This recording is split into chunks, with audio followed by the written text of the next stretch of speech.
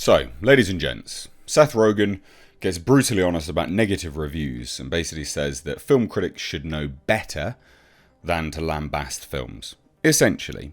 We'll dive into this today because I think this is an interesting conversational piece surrounding Hollywood in general and I call them the Participation Award Generation, PAGs. I haven't said that for a little while, but it stands true here. And so I think this is an interesting conversation around Hollywood, PAGs, and their inability to take criticism in an industry which requires you to take criticism. And this, Seth Rogen, is unfortunately the prime and most perfect example of this. And the stuff he says, whilst not strictly wrong, is very, very misdirected or looking through a lens of narcissistic or victimhood. It's very, very self-awareness short, essentially. So hit subscribe for more conversational pieces such as this, movie news, movie reviews, and the like. In fact, this Friday, I'll be going out and watching 65 and bringing you my review, which, again, we're talking about reviews, so there you go. So this for a headline, this really caught my attention. This was released yesterday on Variety. Seth Rogen gets brutally honest about negative reviews. Film critics should know how much it hurts. It effing sucks.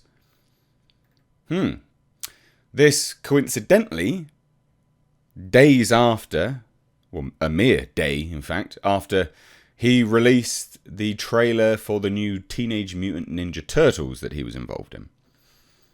Coincidence? I think not. Now, Seth Rogen got brutally honest about film critics during a discussion about mental health and self-doubt on the Diary of a CEO podcast.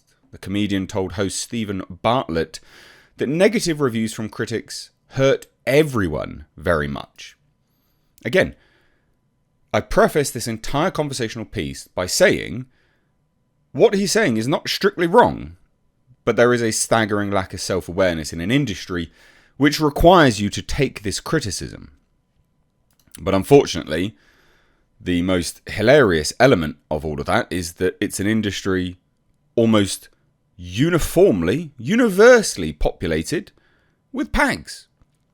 People that were awarded a second-hand prize just for turning up. In fact, more often than not, there were not first, third, second place prizes. Everyone got a trophy. And thus, not being able to learn or understand defeat. Not being able to take defeat. Not being able to take criticism.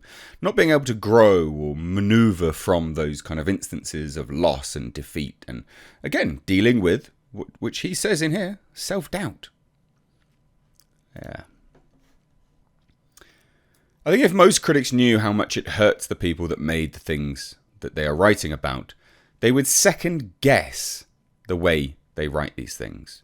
It's devastating. I know people who have never recovered from it, honestly. A year, decades of being hurt by film reviews. It's very personal.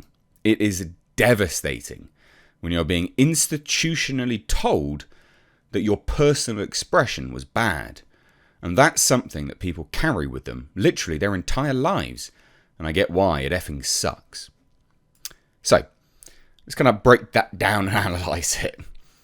Being told that your personal expression was bad, being institutionally told that your personal expression was bad is devastating. Now, that might be the case, and again, it might be true that there are instances of people like this, but you're in an industry which is consumer-based. Your personal expression must align with what the customer appreciates. Not only that, you have investors, you have financiers, and those people are, they want a return on investment. Now, they put good faith in your personal expression at the end of the day, but maybe that placement was poorly judged, and thus they won't do it again. If you don't learn that your personal expression from an artistic perspective doesn't meet the needs of the consumer, then how are you ever going to learn and grow? Very bizarre. Really bizarre. It gets worse, by the way, ladies and gents. This just isn't it. It genuinely gets worse.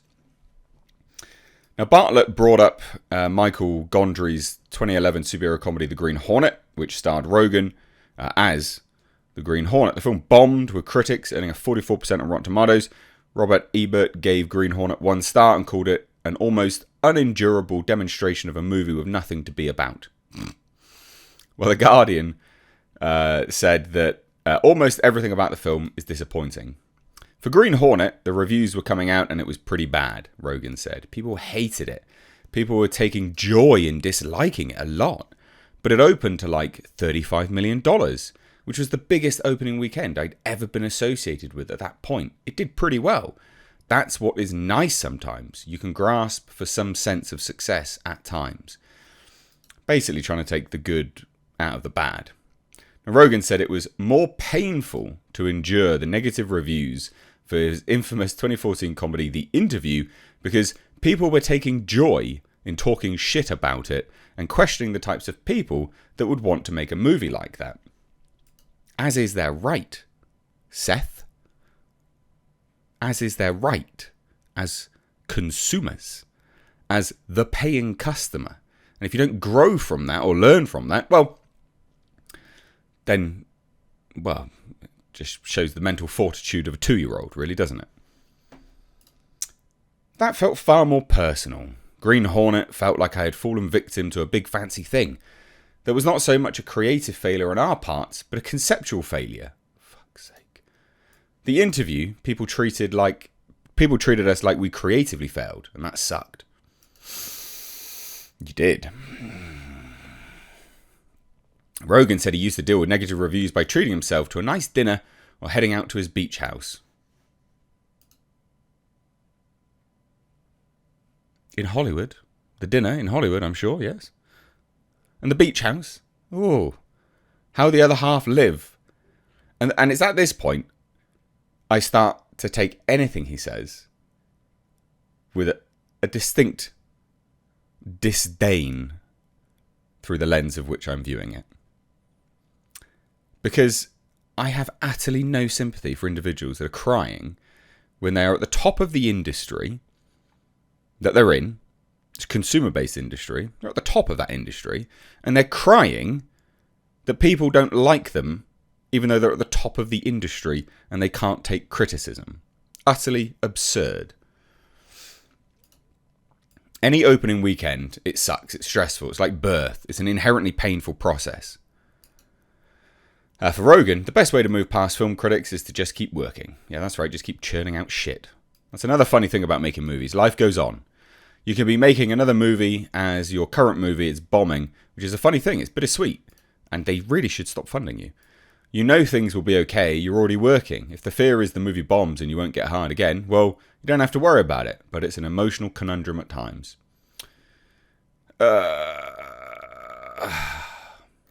Anyway, there you have it, ladies and gents. How the other half live. Top of their industry, whilst crying and complaining about people not appreciating all of their work. But don't worry, because he treats himself to a nice dinner and a trip to his beach house to wash away the tears. Absurd.